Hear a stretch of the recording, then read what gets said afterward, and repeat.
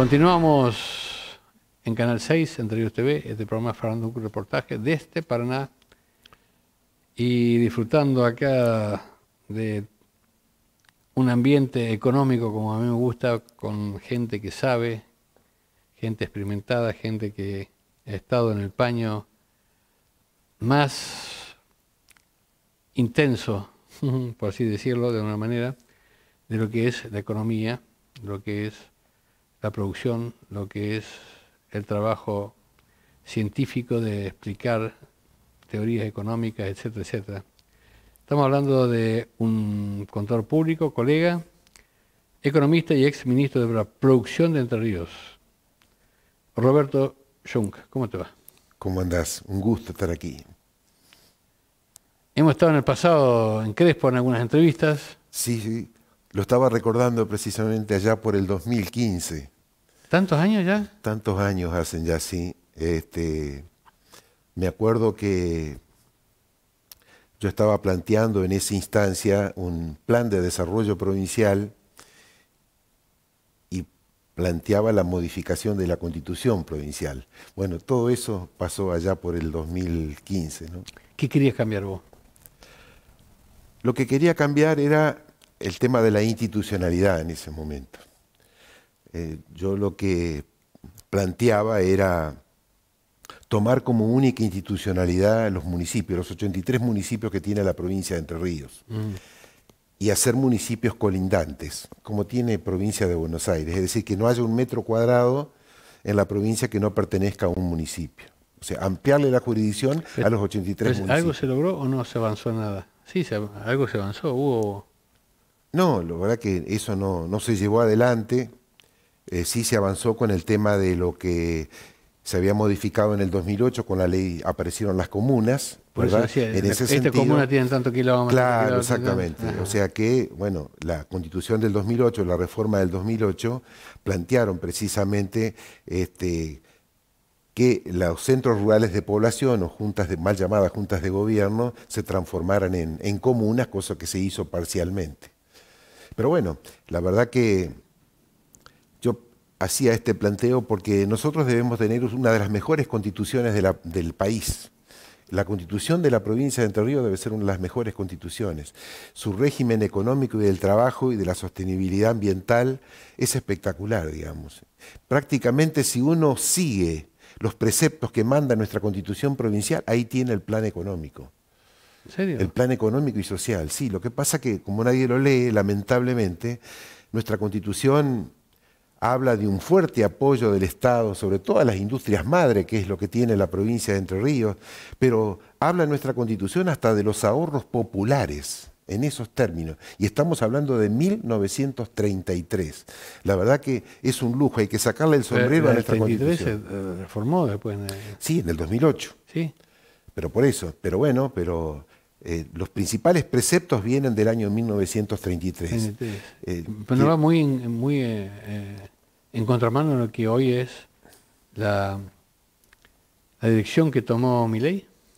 Bueno, totalmente, totalmente. Es una dirección, es como querer ir a Salta yendo a Mar del Plata, una cosa así, digamos. Pero bueno, es lo que nos marca nuestra carta fundamental y me parece que si nosotros tomáramos conciencia de esos preceptos que plantea la Constitución, creo que esta podría empezar a ser otra provincia, francamente lo digo. Bueno, están aquellos que dicen, bueno, el Estado tiene que retirarse, no tiene que meterse en actividad privada, no tiene que andar diciendo a la gente qué hacer, cómo hacer, cuándo hacer, etcétera, etcétera. No, claro. Lo que escuchamos permanentemente hoy. Indudablemente que con el neoliberalismo, el neoconservadurismo y sobre todo con este esquema libertario, el Estado ya es una mala palabra. De todas maneras, lo que quiero decirte es que más allá de la importancia que tiene el mercado, cuando cada uno de los mercados dejan de ser de competencia, fundamentalmente de competencia perfecta, no hay otra salida en la organización de una sociedad que la participación del Estado. Claro que no vaya a ser peor el remedio que la enfermedad, digamos, pero en verdad, cuando los mercados no son de competencia, porque no son ni aquí ni en el mundo entero, entonces lo único que existe en la sociedad como para lograr ese equilibrio entre los distintos actores es la participación del Estado, indudablemente. Por eso no hay que tenerle miedo. Lo que pasa que, insisto, el Estado tiene que estar a la altura de las circunstancias cumpliendo funciones que son claramente funciones que sí o sí tiene que prestarla el Estado en función del conjunto. Voy a ser un poco el abogado del diablo, ¿viste? O sea, hacerte pregunta que se dice así, ¿no? Por supuesto. Nada que ver con el diablo, ¿viste? Pero eso no es lo que en muchas oportunidades hemos visto que ha fracasado. No siempre ha fracasado, pero por eso, siempre cuando uno habla de la participación del Estado en la economía, tiene que ver en qué circunstancias lo hace, ¿verdad? Y no es que siempre ha fracasado. Lo cierto es que en muchas circunstancias el Estado mismo no ha estado a la altura de las circunstancias y eso ha hecho que la gente de alguna manera se pusiera en contra y que valoriza el mercado. Y no es que el mercado no sea importante. El problema es que cuando los mercados dejan de ser de libre competencia, ahí se necesita claramente la regulación del Estado. Esto es así y ha sido así históricamente. Se habla de la corrupción. Cuanto más Estado hay, más corrupción hay. Cosa Claro. que se ve muchas veces en todos los países donde el Estado prácticamente maneja todo, ¿no es cierto? Que hay una casta, por así decirlo, un sector que vive muy bien y los otros que viven bastante mal. Hay una forma de encontrar un equilibrio entre una posición liberal o como decís vos, conservadora y una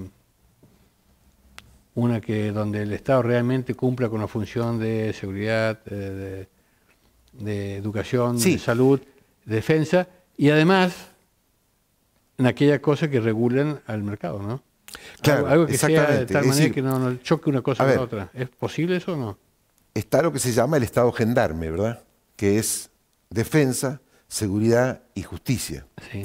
Pero bueno, después el Estado, a través del tiempo, fue ampliando sus funciones, sobre todo con la crisis de 1929-30, la caída de la bolsa de Wall Street, estamos hablando, y ahí el Estado comienza a tener una participación cada vez mayor en el plano del laburo, en el plano de la educación, en el plano de la salud, y bueno, después todos los países desarrollados hoy, todos tienen una amplia participación del Estado, cubriendo las contingencias de vejez, invalidez y muerte a través de regímenes jubilatorios, con la educación, con la salud. Es decir, el Estado siempre ha estado presente. El tema, por eso digo, no vaya a ser siempre peor el remedio que la enfermedad, y de eso se trata. Tener un Estado, digamos, que uno le pueda sacar el sombrero para que esté a la altura de las circunstancias y logre dentro de la sociedad un equilibrio, porque ¿cuál es el problema?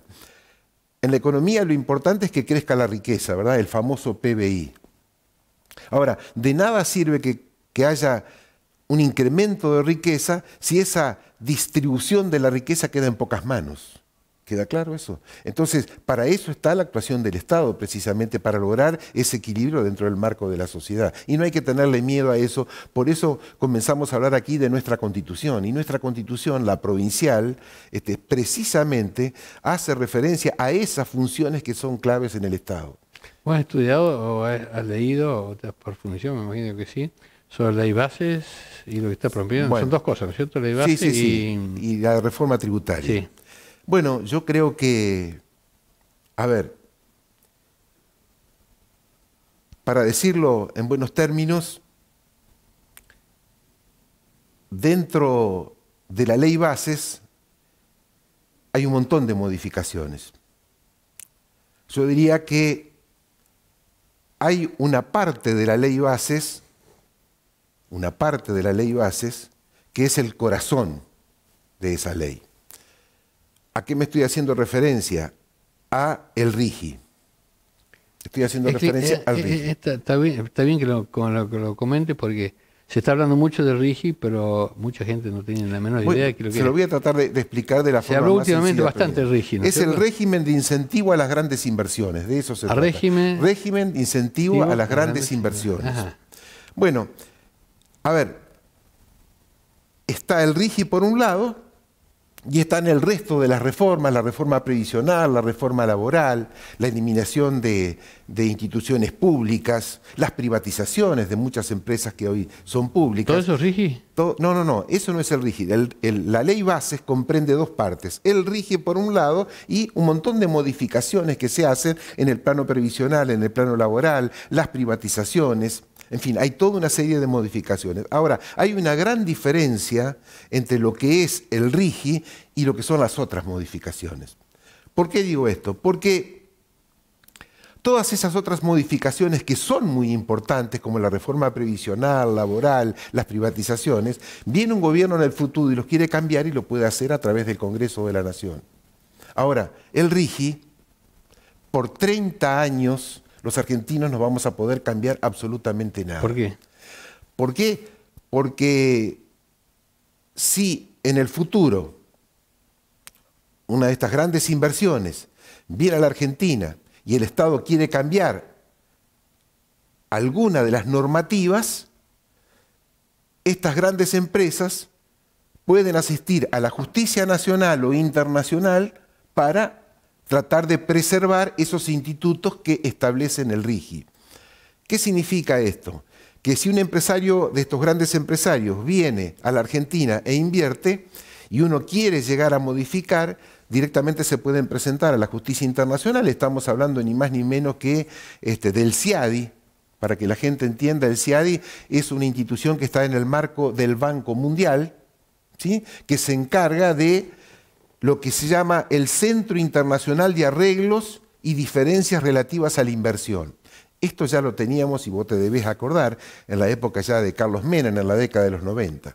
Lo que quiero decirle a la gente es que el 89% de los juicios que Argentina plantea en el marco del CIADI se perdieron, el 89%. ¿El de YPF estaba? Sí, por eso. Hay un montón de privatizaciones justamente en el marco de la década de los 90 que a la Argentina le dieron para atrás. ¿Y por qué pasa esto? Porque en realidad ese es un tribunal que está constituido por las grandes corporaciones internacionales y lamentablemente entonces, a ver, por más que queramos cambiar algunas cosas no las vamos a poder modificar. Y acá hay una gran diferencia entre todas las prerrogativas que van a tener estos grandes capitales que vienen internacionales y los empresarios argentinos. Hay una gran diferencia, porque por ejemplo, al tercer año ya no van a tener que liquidar si exportan, no van a tener que liquidarle las divisas al Banco Central, cosa que sí tiene que hacer cualquier empresario argentino. Fíjese que esta es una gran diferencia.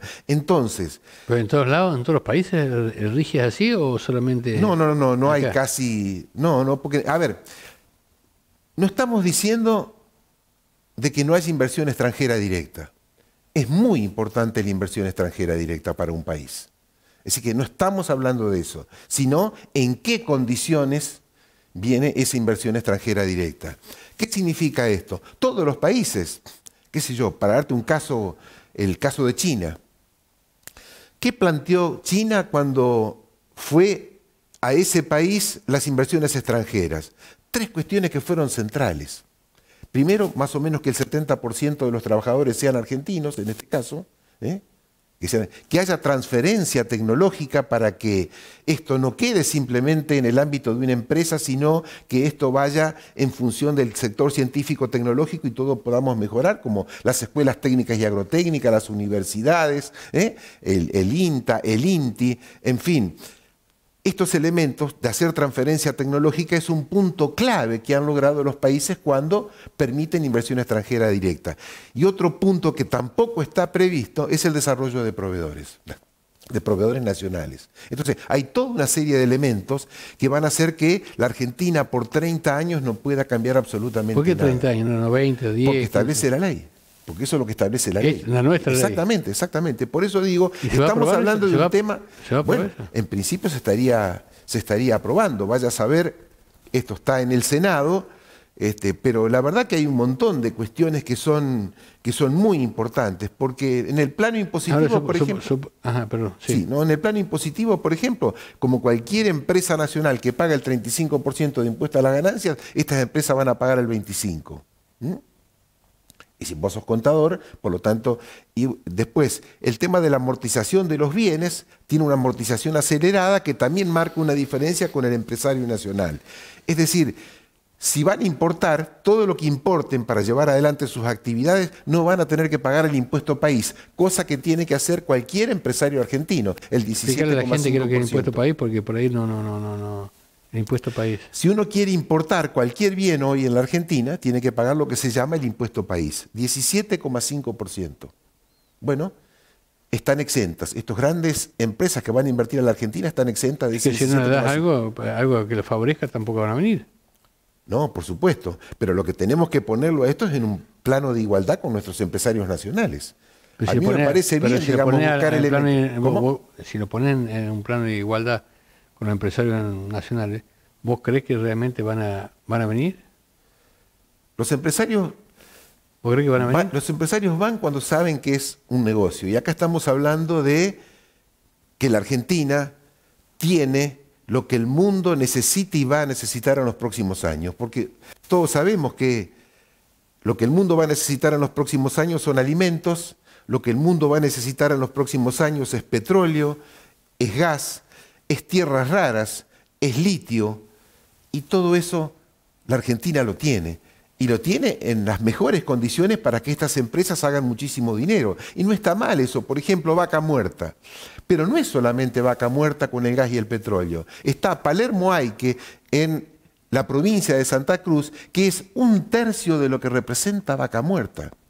Entonces, esos capitales indudablemente van a venir si están en condiciones de ganar dinero. Lo que no podemos hacer nosotros es generar esa disparidad de tratamiento entre nuestros empresarios nacionales, la pequeña, la mediana empresa, y estos grandes empresarios. Esto es lo que uno dice, porque en definitiva, ¿por qué es necesario que vengan estos capitales? Porque la Argentina lo que necesita son divisas, y más con la deuda que tiene. El año que viene, no estoy hablando de 5 años, el año que viene, los argentinos vamos a tener que juntar entre capital e intereses por todo concepto de deuda externa de más de 15.000 millones de dólares.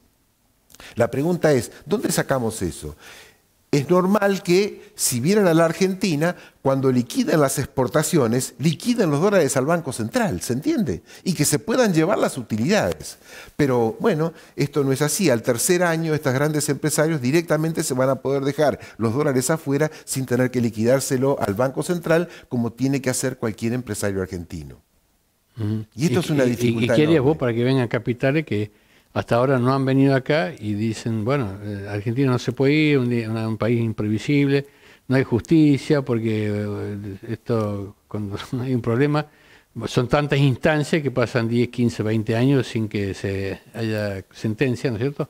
Bueno, hay que quitar claramente las condiciones. Bueno, pero por eso, Tienen que ser condiciones que sean muy claras para que ese capital venga a la Argentina. Por supuesto, como cualquier empresario va a querer ganar dinero, que gane dinero, que se pueda llevar las utilidades, que en eso los argentinos no hemos cumplido históricamente, pero por eso se trata de fijar reglas claras, porque la verdad, los negocios son espectaculares para esas grandes empresas. Y por eso yo supongo que van a venir muchísimos proyectos de inversión, se van a presentar, porque estamos hablando, insisto, lo que el mundo va a necesitar en los próximos años.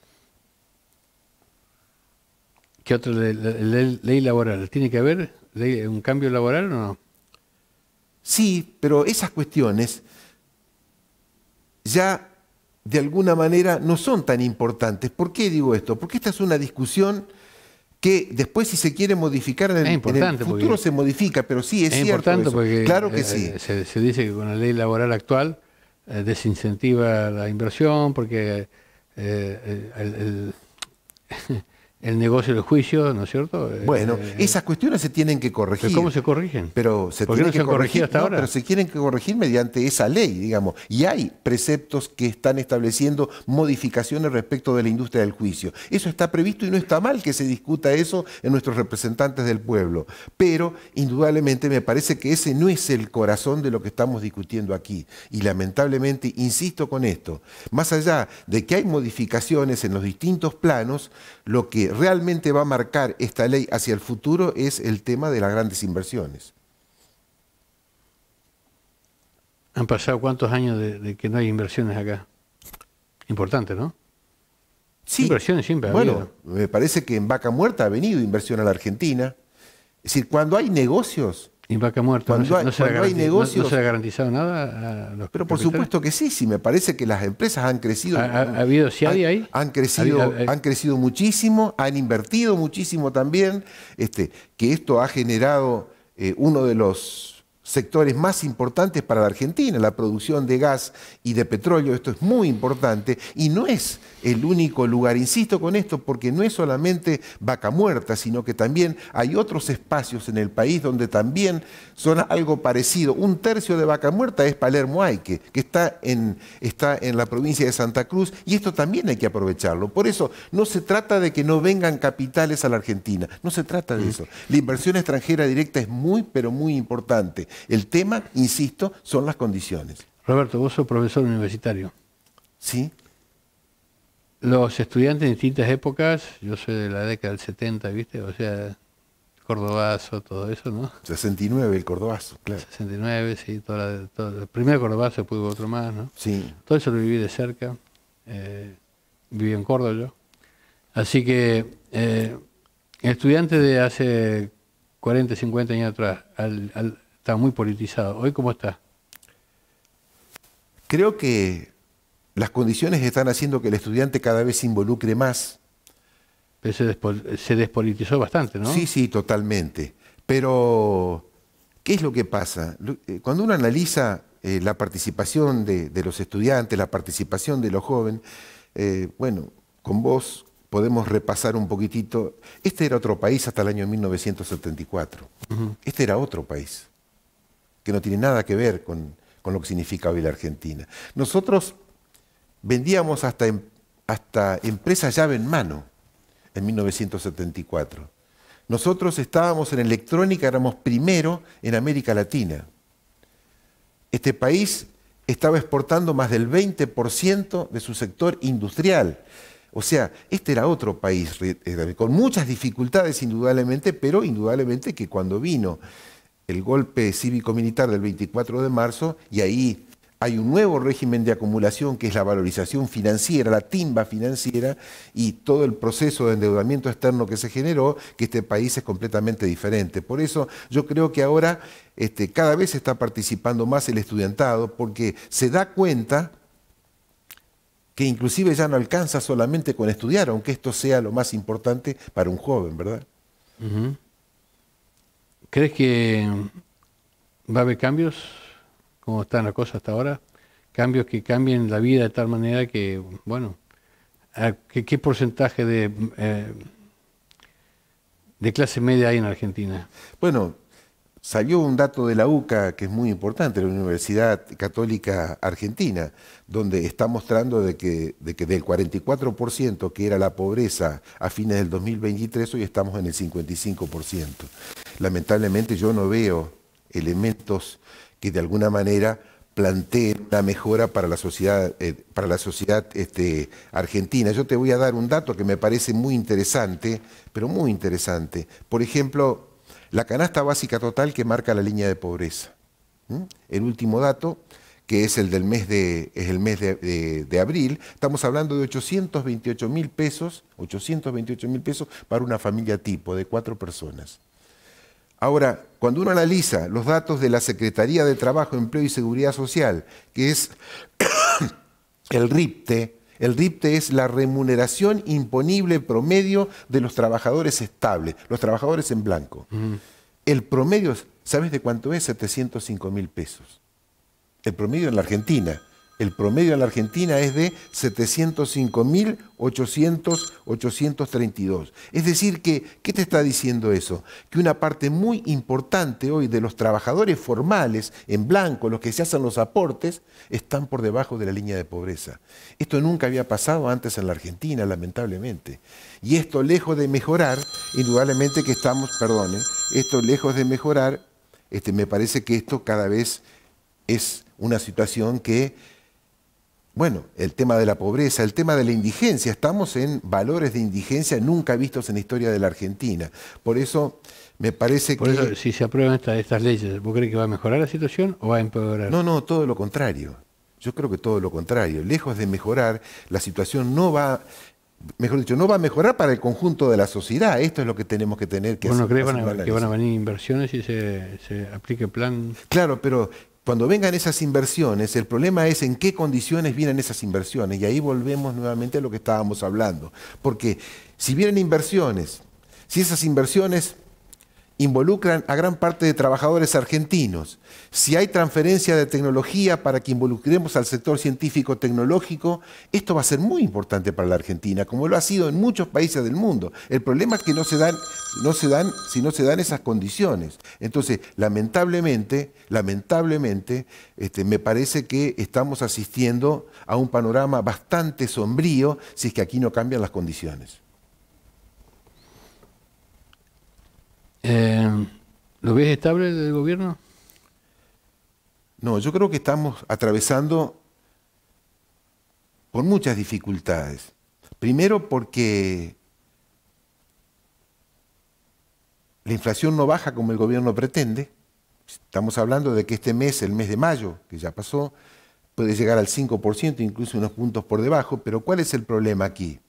En la medida que la inflación sea del 5%, pero la devaluación esté establecida en el 2%, ¿se entiende esto, no? Esté establecida en el 2%, ¿qué es lo que está pasando? Nuestra moneda cada vez vale más y entonces vamos a tener cada vez más dificultades con nuestras exportaciones y se van a favorecer las importaciones y todos sabemos, porque conocemos la historia, cómo ha sido este país en la década de los 90 o en la década de dictadura cívico-militar. Por eso me parece que estas cuestiones tenemos que analizarlas claramente si nosotros pretendemos tener una Argentina inclusiva. Y yo no veo esto, lamentablemente lo digo esto con mucha tristeza, pero como se están dando las condiciones, creo que esto hace que aumente más la pobreza, que aumente la indigencia, y ahora apareció un nuevo problema que no estaba en el radar de la sociedad en su conjunto, y vos lo sabés a esto, que es el desempleo.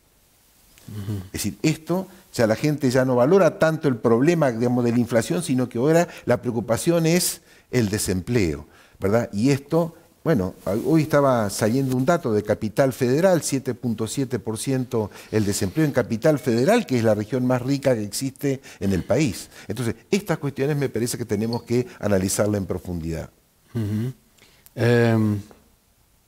Alzogaray decía, hay que pasar el invierno. ¿Vos crees que pasando el invierno las cosas van a mejorar? Ojalá, ojalá por el bien de todos los argentinos. Hay... Ojalá, porque yo creo que este país tiene todas las chances de ser exitoso. Porque insisto con esto, este país tiene y va a tener,